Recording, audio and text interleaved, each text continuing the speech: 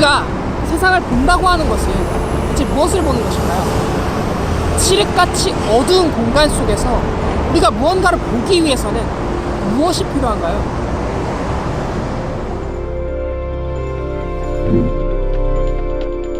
깊은 밤 어두운 산길을 걷거나 아주 컴컴한 방에 들어갔을 때 우리는 손전등을 통해서 그 공간을 확인할 수 있죠. 그렇습니다. 우리는 빛을 통해서 세상을 바라볼 수 있습니다. 빛은 유일하게 도구나 문명의 도움 없이 인간이 인지할 수 있는 전자기파임과 동시에 우리에게 세상을 인식시키는데 큰 도움을 주는 아주 고마운 존재이기도 하죠.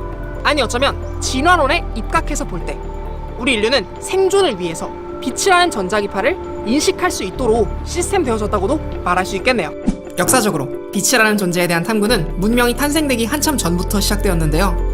인류는 태양에서 내리쬐어지는 빛이라는 전자기파를 이용해 공간을 인식하게 되었고 식량을 찾을 수 있게 되었으며 이는 곧 개개인의 생존과 직결되었죠. 거의 모든 건국신화 또는 종교에서 절대자를 상징하는 존재가 빛이라는 사실만 보더라도 인류에게 빛은 얼마나 소중하고 고마운 존재인지 금방 알 수 있습니다.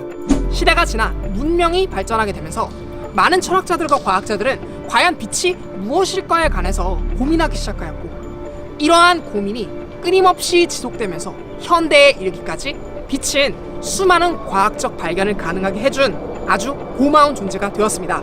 그런데 여러분, 이러한 빛이 가지고 있는 성질에 대해서 여러분은 얼마나 알고 계시나요? 빛이 가지는 독특한 성질을 이해할 수 있다면, 그리고 적용할 수 있다면 우리는 뜨거운 도로 끝자락에서 보이는 물이 고여있는 것과 같은 현상인 신기루 현상이 왜 일어나는지 설명할 수 있으며, 또한 물속에서 발사한 레이저 빛을 물 밖으로 나갈 수 없게 만들 수도 있어요. 도대체 어떻게 하면 이러한 것들이 가능한 것이며 어떠한 원리, 어떠한 성질을 빛이 가지고 있길래 이런 일들이 가능한 걸까요?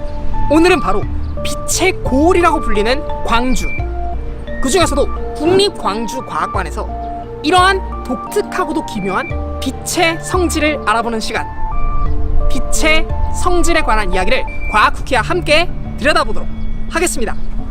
Visible Light, 가시광선은 약 400나노미터의 바이올렛, 보라색 영역으로부터 약 700나노미터 근방의 적색 영역까지의 전자기파를 의미하는데요. 가시광선이라고도 불리는 이 영역의 전자기파는 말 그대로 우리 눈을 통해 유일하게 감지할 수 있는 통칭 빛이라고 불리는 대상을 말합니다. 빛의 성질을 알아보기에 앞서 전자기파가 가지는 일반적인 성질, 즉 파동이 가지는 성질을 간단하게 알아보도록 할까요? 파동이란 진동이 만들어내는 에너지가 매질을 통해 퍼져나가는 것으로서 물결의 진동이 퍼져나가는 파동인 파도나 공기의 분자의 진동이 만드는 소리, 땅의 진동 에너지가 퍼져나가는 지진 등이 파동의 대표적인 예라고 할 수 있죠. 앞선 설명에서와 같이 대부분의 파동은 매질을 필요로 한다는 특징을 가지고 있어서 매질과 매질 사이의 연결고리, 즉 매질이 빽빽하게 밀집되어 있을수록, 다시 말해 매질이 밀하면 밀할수록 파동이 빠르게 전달된다는 특징을 가지고 있습니다. 예를 들어 공기 중에서보다 물속에서 소리의 속도가 훨씬 빠르게 전달되는 이유라든지 기차가 다가오는 소리를 선로에 귀를 기울이면 훨씬 빨리 알아챌 수 있는 것도 바로 이러한 파동의 성질 때문인 것이죠. 하지만 무선통신 영상을 보고 온 여러분들이라면 아시다시피 전자기파는 공간상으로 퍼져나갈 때 매질이 필요가 없는 파동입니다. 그렇기 때문에 공간상에 어떤 물질이 있어서 전자기파의 진동을 방해하게 되면 이 전자기파의 속도가 느려지게 된다는 특징을 가지게 되죠. 빛도 전자기파 중에 하나이기 때문에 빽빽한 매질 속으로 빛이 들어가게 되면 그 매질 속에 있는 빽빽한 입자들이 빛의 진동을 방해해서 빛의 속도가 느려지게 된다는 특징을 가지게 되죠. 그리고 매질이 변한 순간 발생하는 이러한 속도의 차이 때문에 자신의 원래 진행 방향보다 진행면의 수직한 선의 안쪽으로 꺾이게 되는 현상이 발생하게 되는데요. 이것이 바로 우리가 주변에서 흔히 관찰할 수 있는 현상인 빛의 굴절 현상입니다. 빛이 빽빽한 매질, 즉 밀한 매질로 들어가게 되어 속도가 느려지게 되면 수직한 선의 안쪽으로 꺾이게 되고, 반대로 느슨한 매질, 즉 소한 매질로 들어가게 되어 속도가 빨라지게 되면 수직한 선의 바깥쪽으로 꺾이게 되는 관찰하기 쉬운 아주 단순한 현상이죠. 그러나 이 굴절 현상을 유심히 연구하던 몇몇의 과학자들에 의해 만들어진 렌즈라는 발명품을 이용하여 인류는 아주 먼 대상, 예를 들면 항구에서 들어오는 적의 함대로 관측하거나 달, 금성, 목성 등 천문현상을 관측하는 도구인 망원경을 개발하게 되었으며 아주 작은 세계인 미생물의 세계에 첫 발을 내딛게 되는 계기인 현미경을 개발하게 되었죠. 그렇다면 매질이 바뀌게 되었을 때 빛은 대체 얼만큼 꺾이게 되는 것일까요? 그 값을 수치적으로 나타낸 것이 바로 Refractive Index, 굴절률이며 매질 사이에 굴절률의 차이가 크다는 의미는 곧 빛의 속도가 그만큼 더 많이 변화한다는 뜻이며 이는 진의 경로가 그만큼 더 많이 꺾이게 된다는 의미를 가지고 있죠. 또 이러한 굴절률은 놀랍게도 파장이 짧으면 짧을수록, 다시 말해 진동수가 크면 클수록 매질을 통과할 때 긴 파장보다 상대적으로 더 많은 방해를 받게 되어 속도가 더 줄어들게 되고 그 결과 진로는 더 많이 꺾이게 되는 모습을 보이는데요. 이러한 차이 때문에 진동수에 따라 조금씩 꺾이는 정도가 차이가 나게 되고 그 때문에 다양한 진동수의 빛이 촤라락 펼쳐지는 이러한 현상을 빛의 분산이라고 부른답니다. 이를 우리가 눈으로 확인할 수 있는 가장 간단한 실험 장치가 바로 프리즘인 것이죠. 한편 일부 빛은 변한 매질 속으로 들어가지 못하고 매질의 경계면에서 들어간 빛줄기와 같은 각도로 튕겨져 나오게 되는데요. 이러한 현상을 우리는 빛의 반사라고 부른답니다. 이러한 반사는 매질이 변하는 경계면 뿐만 아니라 물체의 표면에서도 일어나게 되며 우리가 물체를 빛을 통해 볼 수 있는 이유도 바로 이렇게 물체의 표면이 빛을 사방으로 반사시켜 반사된 빛이 우리의 눈으로 들어오기 때문이라는 것 모두들 잘 알고 계시죠? 그런데 여러분, 혹시 이것도 알고 계신가요? 이 빛의 굴절과 반사를 아주 교묘하게 이용해서 어느 특정한 조건을 만들게 되면 우리는 빛을 매질 속에다가 가둬둘 수 있다는 사실을 말이에요. 이러한 원리를 이용해서 만들어낸 것이 바로 옵티컬 파이버, 광섬유이며 이 광섬유를 이용해서 통신을 하게 되면 기존에 가지고 있는 유선통신의 본질적인 문제점인 정보 손실을 하나도 일어나지 않게 만들 수 있어요. 그렇다면 이 아주 특별한 조건이라고 하는 건 과연 무엇일까요? 왜 이 특별한 조건이 되었을 때 빛을 매질 속에 가둬둘 수 있는 걸까요? 이 조건은 바로 전반사라고 불리는 아주 특별한 조건이에요. 지금부터 전반사가 무엇이고 이 조건을 만족시켰을 때 왜 정보의 손실이 일어나지 않는지에 대해서 함께 알아보도록 할게요. 전반사란 굴절률이 큰 매질에서 굴절률이 작은 매질로 빛이 나아갈 때, 다시 말해 빛의 속도가 느린 공간에서 빠른 공간으로 진행하게 되었을 때 빛의 경로가 법선의 바깥쪽으로 꺾이게 되는 모습이 극단적으로 나타나게 되었을 때 볼 수 있는 현상인데요. 빛이 바깥으로 나아가는 각도가 일정 각도가 넘어가게 되면 더 이상 매질의 바깥으로 나아가지 못하고 전부 반사되는 모습을 확인할 수 있습니다.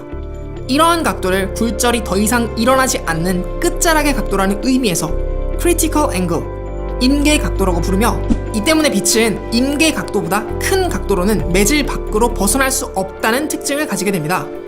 이 성질을 이용해 섬유의 중심에 코어라고 불리는 굴절률이 높은 성분으로 구성하고 그 주변부를 클래딩이라고 하는 굴절률이 코어보다 낮은 성분으로 구성한 뒤 정보를 담은 빛을 코어 안쪽으로 쏘아주어 전반사를 통해 정보의 손실 없이 빠르고 안정적인 통신을 가능하게 한 것이 바로 광통신이라고 불리는 현재 우리가 유용하게 이용 중인 광랜의 기본 원리랍니다.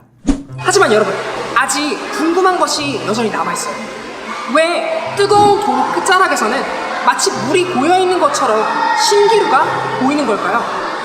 어째서 그 도로 끝자락에 실제로 가보면 물이 고여있지 않음에도 불구하고 물이 고여있는 것과 같은 착각을 불러일으키는 걸까요? 또 우리가 가보진 않았지만 사막에서 마치 오아시스를 발견한 것처럼 보이는 그러한 신기루는 대체 왜 발생하는 걸까요? 그러한 현상이 왜 일어나는지에 대해서 댓글을 통해서 여러분끼리 소통해보는 것도 과학퀴를 즐길 수 있는 한 가지 방법이 아닐까 싶네요. 잠깐! 댓글은 자기 자신의 얼굴을 비추는 거울이니 다른 사람의 의견이 자기의 의견과 좀 많이 다르다고 해서 그 사람을 인격적으로 헐뜯거나 비난하는 행위는 최대한 자제를 함으로써 서로가 서로에게 상처를 입히지 않도록 주의하시는 것도 잊지 말아주세요. 과학퀴였습니다. 감사합니다. 과학퀴를 사랑해주시고 시청해주시는 구독자분들과 시청자분들 정말로 감사드리며 이번 영상도 유익하고 재밌으셨다면 좋아요와 구독 그리고 알람 설정도 잊지 말아주세요. 이번 영상은 오늘도 어김없이 제 영상을 보기 위해 찾아와주신 여러분들과 특별히 국립광주과학관의 지원을 통해서 제작되었습니다. 국립광주과학관은 호남과 제주 권역의 과학문화 확산을 위하여 설립된 국립과학관입니다. 지난 2013년에 설립되어 지금까지 자라나는 청소년들에게는 과학적 호기심과 창의력을 키워주고 성인들에게는 과학기술의 중요성을 알려주는 것을 목표로 전시와 교육을 비롯한 다양한 컨텐츠를 체험하는 공간을 제공하고 있죠. 미지의 과학기술에 대한 끝없는 도전과 개척을 나타내기 위하여 우주를 탐험하는 우주선 형태로 설계되었으며, 이러한 디자인에 걸맞게 과학인재를 키우기 위해 다양한 노력들을 시도하고 있으며, 이를 바탕으로 지역의 과학문화 확산과 과학인재 양성을 이끌어 나가고 있죠. 자, 오늘도 시청해주셔서 정말 감사드리고요. 계속 찾아뵙도록 하겠습니다. 과학을 귀처럼.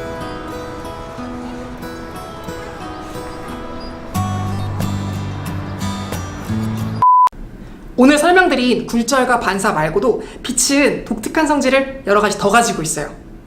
이 독특한 성질 덕분에 우리는 2D 평면에서 3D를 구현할 수 있는 방법을 상상할 수 있게 되었고요.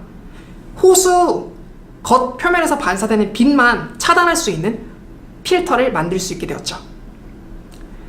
이 모든 것들은 1800년도 초에 이루어졌던 토마스 영의 이중슬의 실험을 통해서 빛이 파동임이 증명되었기 때문에 가능한 일이었는데요. 이 토마스 영의 이중슬의 실험은 볼타가 볼타 전지를 발명한 지 겨우 2년 만에 행해진 실험이었어요.